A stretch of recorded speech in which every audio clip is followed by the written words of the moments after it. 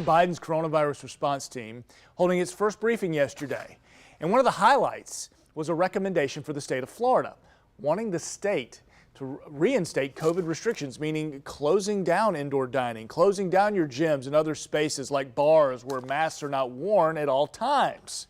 As you can imagine, the recommendation does not sit well with several business owners that we've talked to whose livelihood depends on having you there.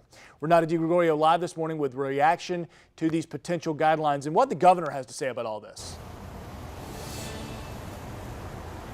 Yeah, good morning, Lou. No actions being taken on these recommendations as of right now, but business owners, of course, are really glad about this because they want this type of thing to keep happening. People at work, businesses running. Now, we also talked with a doctor, and he says so much of how things go just with the coronavirus, with the vaccine, with things staying open. Economic cost, but then there's that health cost, the cost in lives.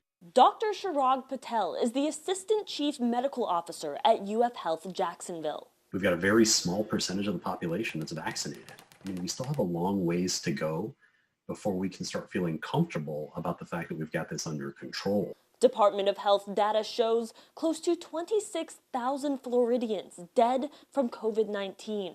Wednesday, only one person was reported dead, unusual on the chart that shows more than 100 people dead last Monday. The average from the last 10 days, almost 40 people dead every day. You can compare where Florida ranks with other states in COVID-19 cases and deaths on the CDC's website. With the states automatically generated for comparison, Florida is third from the top for having the highest number of cases and deaths.